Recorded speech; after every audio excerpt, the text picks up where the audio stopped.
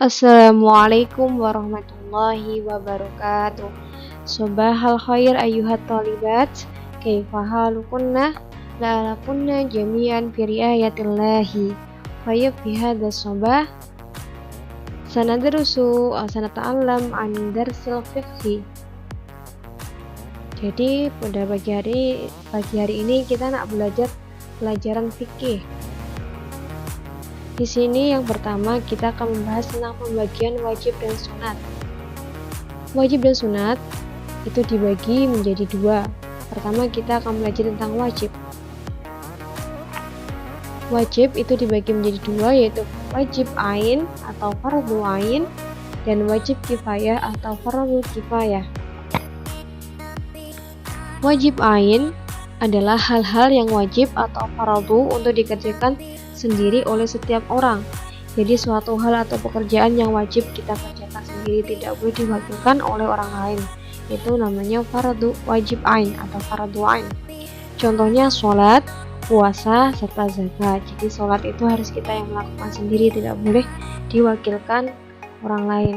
Selanjutnya wajib kifayah atau fardhu kifayah adalah hal-hal yang wajib menjadi tanggung jawab bersama, yaitu tanggung jawab orang banyak. Artinya apabila sudah ada yang mengerjakan sampai cukup, maka semuanya berkewajiban. Jadi apabila sudah dikerjakan oleh suatu kelompok, jadi tidak diwajibkan untuk dikerjakan kembali. Itu namanya wajib kifayah. Contohnya melihara mayat. Jadi ketika jenazah itu sudah dimandikan, jadi tidak usah dimandikan lagi karena sudah dimandikan oleh orang lain. Dan memimpin umat, jadi memimpin umat itu boleh diwakilkan oleh orang lain. Ini pembagian wajib dan sunat. Di sini kita pembahasannya berikutnya yaitu sunat. Sunat itu sunnah. Sunat itu dibagi menjadi dua, yaitu sunat ain dan sunat kifayah. Sunat ain adalah hal-hal yang sangat dianjurkan untuk dikerjakan. Contohnya puasa sunat dan sholat sunat. Jadi suatu pekerjaan atau suatu hal yang sangat dianjurkan untuk dikerjakan. Insya Allah jika kita mengerjakannya maka pahala kita bertambah. Selanjutnya sunat kifayah, yaitu hal-hal yang apabila ada yang sudah mengerjakan sampai cukup, tidak perlu lagi yang lain mengerjakan. Nah ini sama. Jadi sunat kifayah itu hanya sebagian saja yang mengerjakan. Jadi kalau sudah dikerjakan tidak usah mengerjakan. Contohnya mengucapkan salam dalam rombongan atau perkumpulan. Jadi cukup hanya sekali, satu orang saja. Itu fala ba'sa, jadi tidak apa-apa. Tayyib, nah tu'ila ba'da. Ruknun. Rukun asal artinya tiang atau soko guru. Jadi rukun itu seperti tiang agama ya, tiang. Jadi seperti penumpang seperti itu. Rukun adalah pokok-pokok yang wajib dikerjakan dan telah ditentukan pula syarat-syarat mengerjakannya. Jadi rukun itu suatu pokok atau suatu pekerjaan yang wajib dikerjakan apabila kita ingin mengerjakan suatu hal tersebut. Contohnya rukun sholat itu ada niat, terus berdiri, takbiratul ihram, membaca al-fatihah dan sebagainya. Jadi rukun adalah pokok yang harus dikerjakan ketika kita mengerjakan suatu hal ataupun kegiatan. Nah, ada syarat. Syarat atau syaraton.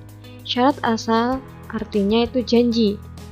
Syarat adalah alat yang mesti mengerjakan sesuatu dan ia bukan bagian daripada pekerjaan itu. Jadi kalau sholat tadi rukunnya kan takbiratul ihram dan niat, sedangkan syaratnya itu wudu. Wudu kan tidak termasuk dalam gerakan sholat, tetapi dia menjadi syarat dari sholat.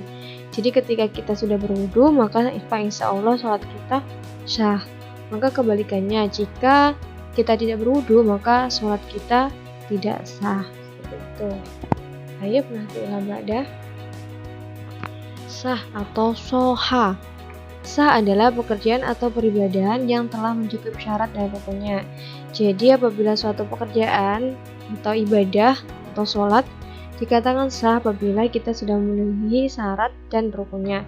Apabila salah satu dari syarat atau rukun sholat tidak kita penuhi, maka surat kita tidak bisa dinyatakan sah. Selanjutnya, kebatal, batola. Batal atau batil adalah pekerjaan atau peribadahan yang tidak mencukupi syaratnya dan tidak pula mencukupi rukunnya. Jadi batal itu apabila pekerjaan itu ada satu atau dua syarat dan rukunnya tertinggal, jadi maka tidak sah. Contohnya apabila kita sholat dan kita lupa belum wudhu atau wudhu kita batal, maka hukum sholat kita batal atau tidak sah. Seperti itu. Baik, kita ke selanjutnya. Slide selanjutnya itu ada mukalaf. Siapa sih orang mukalaf itu? Mukalaf itu berasal dari balik. Yang pertama balik. Balik artinya dewasa. Dewasa artinya telah cukup umur, yakni bukan anak-anak kecil lagi.